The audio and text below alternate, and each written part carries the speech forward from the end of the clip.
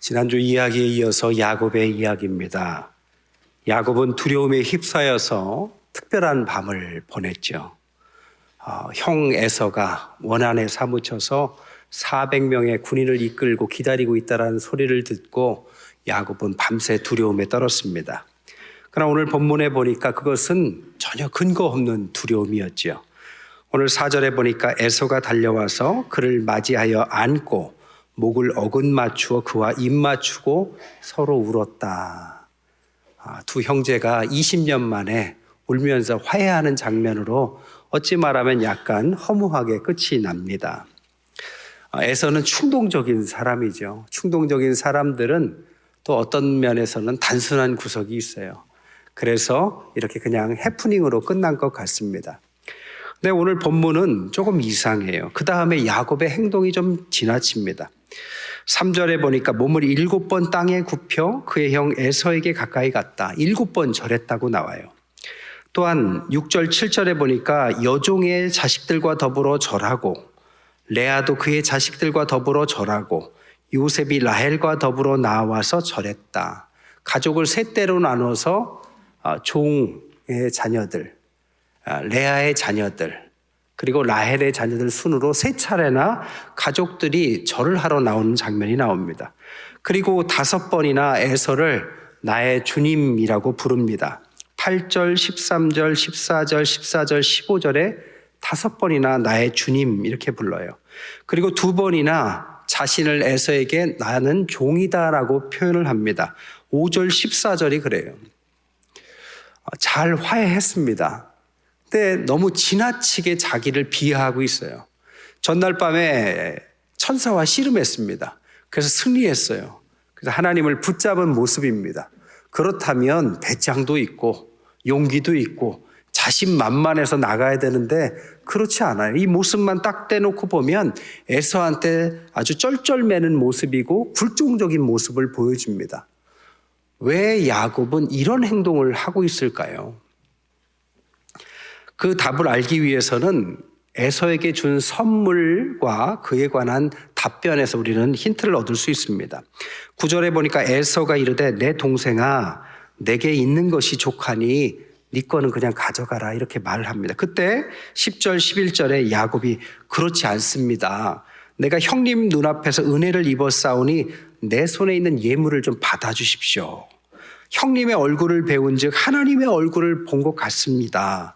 내 소유도 족하오니 청하건대 내가 형님께 드리는 예물을 받아달라고 강권해서 결국 받게 된다는 이야기입니다. 여기에서 내 손에서 예물을 받으소서의 예물은 원어가 축복이라는 단어를 쓰고 있습니다. 그러니까 내 손에 있는 축복을 받으십시오 이렇게 말을 하는 거죠. 또 형님의 얼굴을 하나님의 얼굴을 본 것 같다라고도 이야기하고 내 소유가 족하니의 원어가 나는 스스로 모든 것을 갖고 있습니다라는 뜻을 갖고 있습니다. 이게 무슨 의미로 그런 말을 했을까요? 단지 그에게 잘 보이고 싶어서 이런 표현을 썼을까요?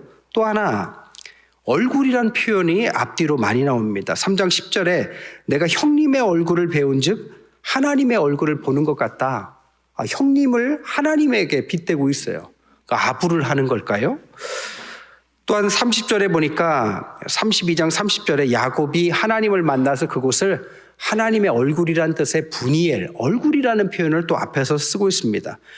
이 야곱과 이 사건과 얽매인 곳에 얼굴이라는 표현이 반복해서 나와. 20절에도 읽진 않았지만 내가 내 앞에 보내는 예물로 형의 감정을 푼 후에 대면하여 형이 혹시 나를 받아주리라 이렇게 했는데 원어가 내가 내 얼굴에 앞서는 선물로 그의 얼굴에서 진노를 씻기리라.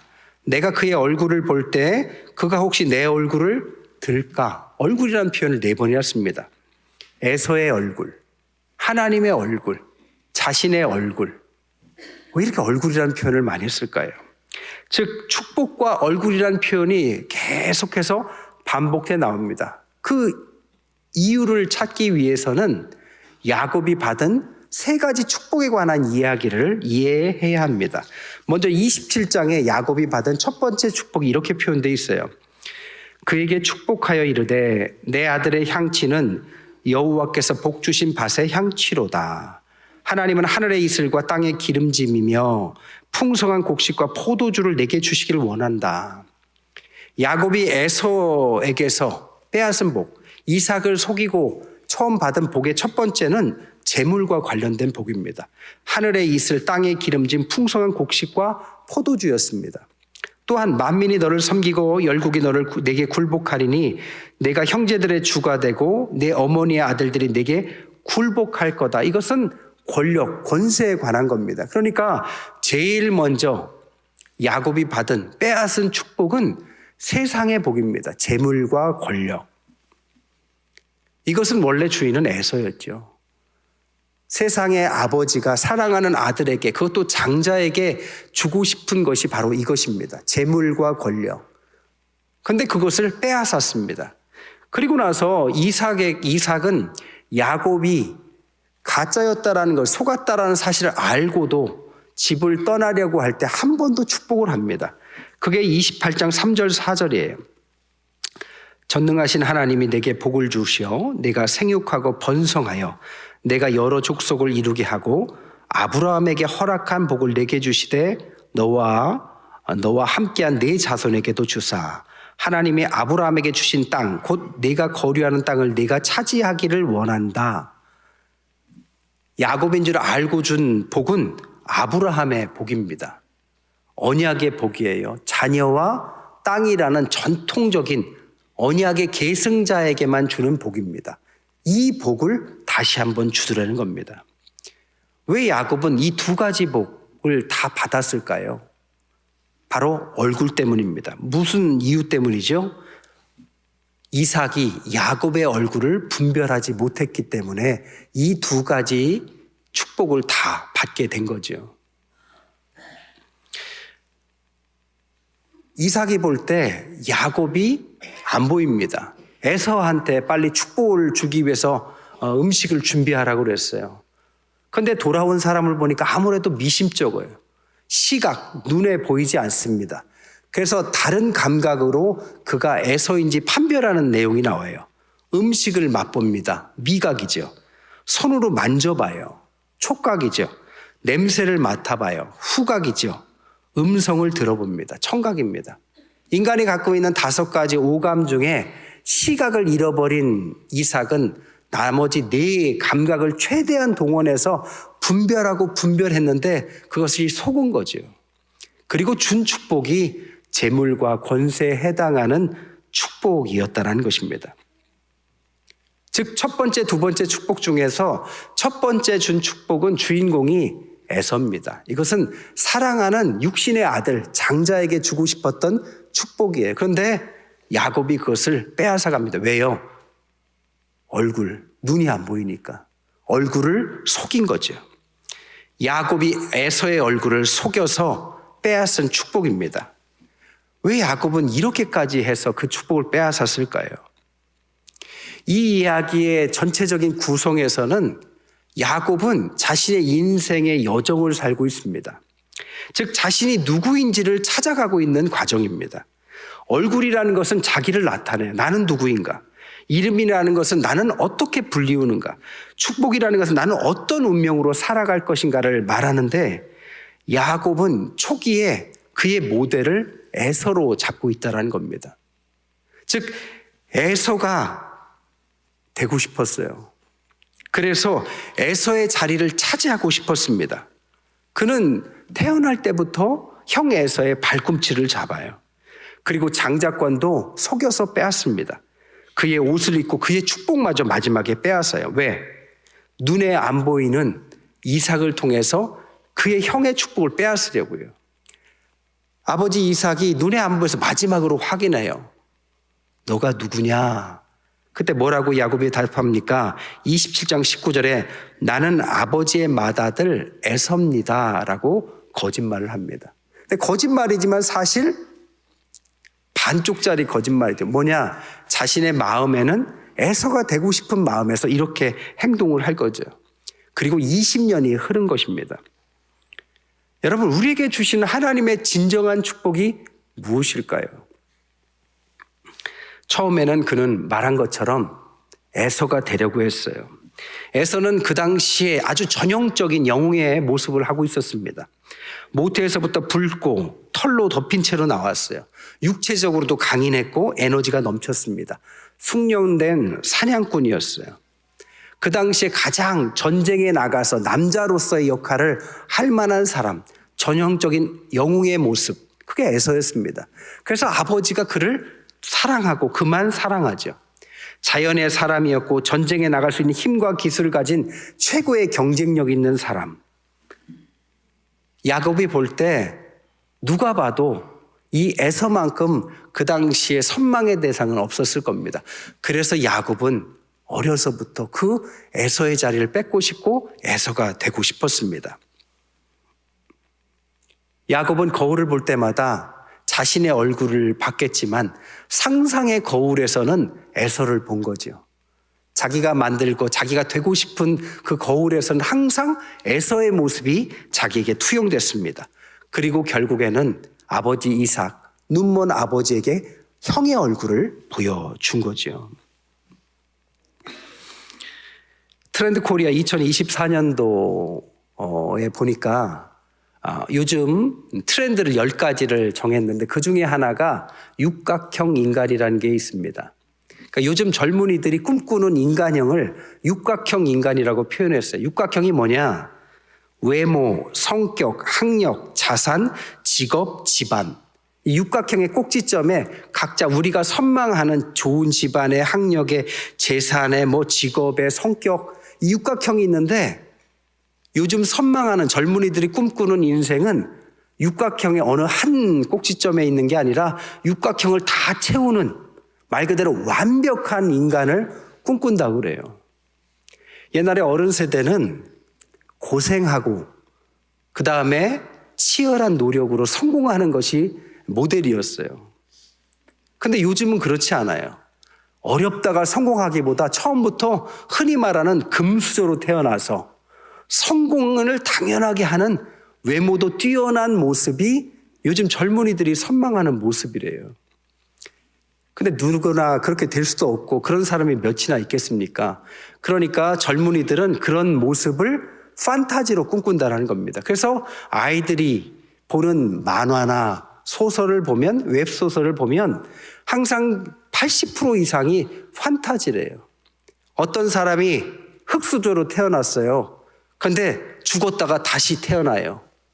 누구로 태어나냐? 재벌집 막내 아들로 태어납니다. 어떤 사람이 시간여행을 해서 다시 인생을 살아요.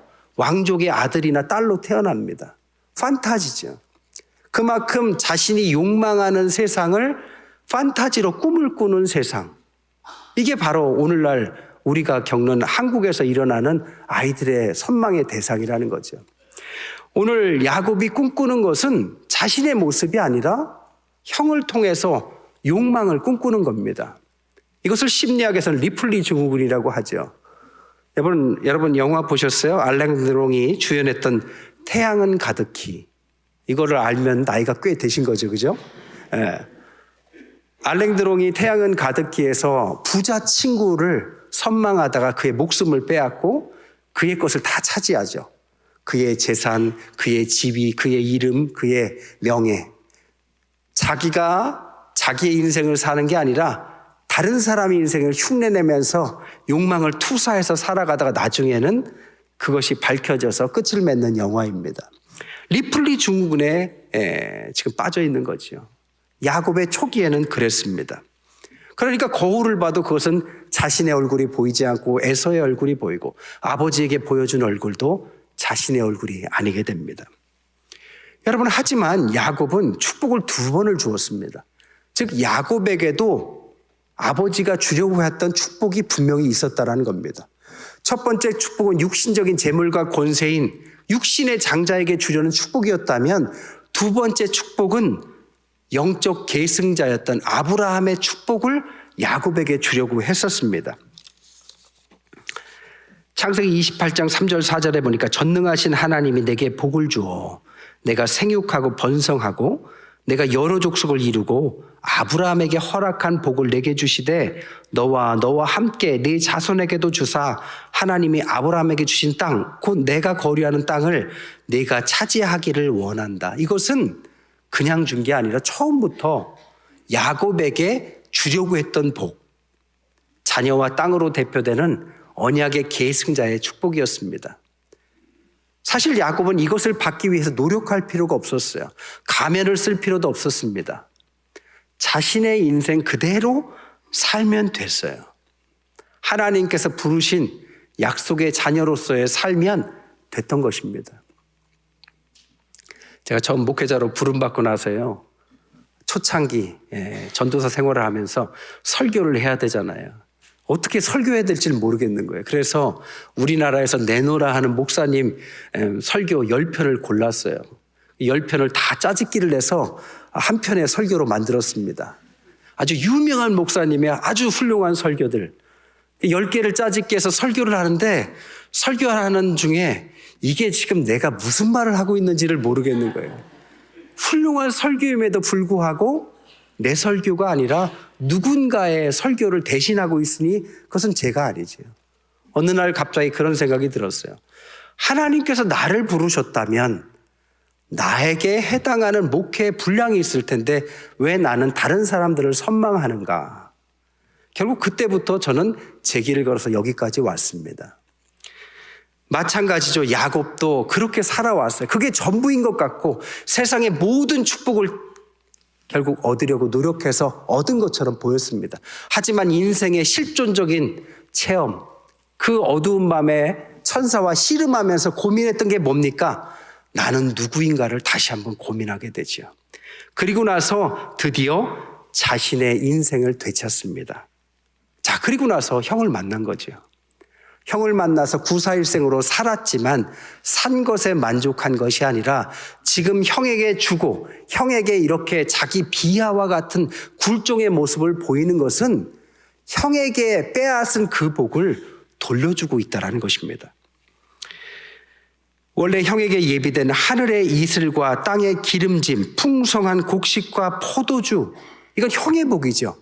재물의 복입니다. 그것을 무엇으로 줍니까? 지난주에 말씀드린 550만이나 되는 소떼와 양떼를 통해서 돌려줍니다. 내가 형제들의 주가 되고 내 어머니의 아들들이 내게 굴복할 것이라는 권세와 권력의 복은 7번 절하고 당신의 종이다, 나의 주다라고 하면서 그를 높여주는 것입니다. 그러면서 말하기를 내 소유가 족하다. 나는 이미 모든 것을 갖고 있습니다. 이것의 주인은 당신이십니다. 그래서 예물을 받으소서의 축복이라는 단어를 왜 썼느냐? 이 축복은 원래 당신의 것입니다. 이 축복을 이제서 비로소 돌려드립니다 하고 돌려주는 것입니다. 우리가 흔히 말하는 내려놓음이 일어난 거죠. 자기가 욕망했던 세상의 어떤 사람이 아니라 진짜 자기의 인생을 선택한 것이 바로 이때입니다. 자기 초월이 일어났어요. 그리고 자기를 찾아가는 역사가 일어났어요. 어떻게 해요? 전날의 씨름을 통해서요. 야곱의 천사와의 씨름은 목숨을 구걸하기 위한 두려움 때문만은 아니었습니다. 자기를 찾는 싸움이었어요.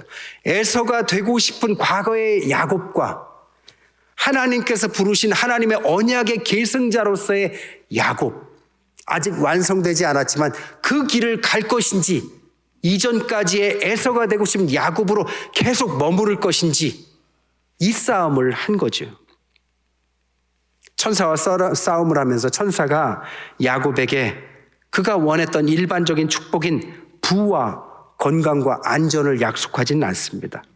갈등으로부터 자유로운 삶을 약속하지도 않아요. 오히려 앞으로 더 많은 것을 싸워야 할 거다라는 이름의 이스라엘이라는 이름을 주었다고 그랬습니다. 야곱이 앞으로 이제 싸워야 될 것은 어떤 싸움이냐? 더 에서가 되기 위한 세상적인 부와 권력의 욕심의 싸움이 아니라 진짜 자기 자신이 되기 위한 싸움인 것입니다. 진짜 자기를 찾기 위한 것 쉽지 않기 때문에 버려야 될 것을 버리고 넘겨줘야 될 것 넘겨주고 큰 결단을 하고 자신의 인생을 다시 출발해야 되는 싸움. 쉽지 않은 싸움입니다. 진짜 자기가 되기 위한 투쟁인 거죠. 국립중앙박물관장을 지내신 최순우 관장님께서 쓴 나는 내 것이 아름답다라는 책에 보면 이런 내용이 나와요. 과거에 석굴암이 일본 고고학자에 의해서 뭐라고 했냐, 석굴암 주변에 있는 이 불상들의 조각된 얼굴을 보니 이것은 한국 사람들이 만들었을 리가 없다. 당나라 작가들이 와서 만들어 줬을 거다. 이렇게 썼다고 합니다. 그래서 자기가 가서 봤대요. 가서 보니까 이것은 아무리 봐도 우리나라 사람이 만든 것 같아요. 그래서 우리나라 사람들이 만들었다는 것을 주장하기 위해서 조사를 시킵니다. 결과적으로 그것은 한국 사람이 만든 거였어요. 근데 왜 처음에 그런 생각을 갖게 됐느냐를 써놨는데 왜 그랬느냐? 그분의 이론에 의하면 중국이나 일본이나 한국이나 다 불교의 불상의 얼굴을 조각하는데 희한하게도 각 나라마다 비슷해 보이는 불상의 얼굴이 각 나라 사람들의 얼굴과 정서를 드러낸다라는 겁니다. 그래서 미묘한 차이가 있대요. 비슷해 보이지만 다른. 중국 불상은 중국스럽고 일본 불상은 일본스럽고 한국 불상은 한국스러운 어떤 것들을 드러낸다고 합니다. 그래서 그가 말하기를 어느 나라나 그것을 조각하는 사람들의 손끝에는 그 나라 사람들의 정서를 숨길 수도 없고 숨겨서도 안 된다. 그래서 드러나게 한다라고 말을 했습니다. 저는 이것은 신앙에도 마찬가지라고 그래요. 여러분, 우리 각자의 인생을 숨길 수도 없습니다. 숨겨서도 안 돼요. 하나님께서 왜 굳이 달란트를 주셨다라고 각자 다른 달란트를 주십니까? 각자의 삶이 얼굴만큼이나 다른 인생을 갖고 있다는 거죠. 세상이 욕망하는 것을 우리도 똑같이 욕망하고 재물과 권세를 똑같이 추구하면서 사는 가짜 인생, 하나님께서 원하시는 인생, 영적인 이스라엘의 후손, 우리에게 원하시는 인생은 그것이 아닙니다. 우리에게 원하시는 인생은 야곱에게 주신 아브라함의 축복의 인생입니다. 언약을 따라가며 생육하고 번성하고 우리에게 예비된 땅에서 자녀를 번성하면서 하나님의 약속을 따라가는 언약의 축복, 그 안에 우리만의 신앙이 있고 우리만의 교회가 있고 우리만의 가정이 있고 우리만의 개인의 인생이 담겨 있는 거죠. 전날의 씨름은 그냥 씨름이 아니었어요. 하나님의 천사가 말하기를 너는 이제 에서를 그만 붙잡아라. 에서를 버려라. 그리고 하나님을 붙잡아라. 그것은 큰 결단을 요구하죠. 그리고 그는 그렇게 했습니다. 그리고 나서 그는 갖고 있었던 재물과 권세 아깝지만 다 원래의 주인이었던 에서에게 돌려줍니다. 그리고 하나님만 꽉 붙잡습니다. 몸은 쩔뚝거려요. 뭔가 잃어버린 모습입니다. 하지만 이제 비로소 야곱은 완전한 자신의 얼굴을 되찾게 된 것입니다. 말씀을 정리할게요. 오늘 이야기에 얼굴이 많이 나오는데요. 처음에 야곱이 에서의 얼굴을 버릴 것을 거절할 때는 하나님의 얼굴에서 에서의 얼굴을 발견합니다. 그래서 고뇌하고 씨름하는 거죠. 근데 오늘 본문에 뭐라고 합니까? 그것을 버리고 넘겨주고 약속에 자기에게 예비된 것을 잡고 하나님을 따라가니까 형의 얼굴에서 누구를 봅니까? 하나님의 얼굴을 보는 거죠. 아부하기 위해서 그런 것이 아니라 이제는 형을 봐도 그 속에서 하나님을 발견할 수 있는 야곱이 된 것입니다. 근데 여러분 그거 아세요? 하나님의 얼굴을 발견하면 그 얼굴이 우리에게 반사됩니다. 그게 진짜 내 얼굴입니다. 이게 비로소 야곱 자신의 얼굴을 만난 거죠. 우리가 하나님을 닮아간다, 예수님을 닮아간다는 무엇을 뜻합니까? 바로 이거죠. 세상에서 그리스도 하나님의 얼굴을 발견할 때, 소자에게서 하나님의 얼굴을 발견할 때 그 얼굴에 반사된 내 얼굴, 그것이 하나님께서 우리에게 주신 우리만의 독특한 얼굴이 되는 것입니다. 여러분, 사순절입니다. 사순절의 기간 동안에 신앙의 제 모습을 찾아가시는 여러분 되시기를 부탁드립니다. 사순절 기간 동안에 진정한 하나님께서 주신 우리의 모습을 찾아가시는 저와 여러분 되시기를 주님의 이름으로 간절히 축원드립니다. 기도하겠습니다.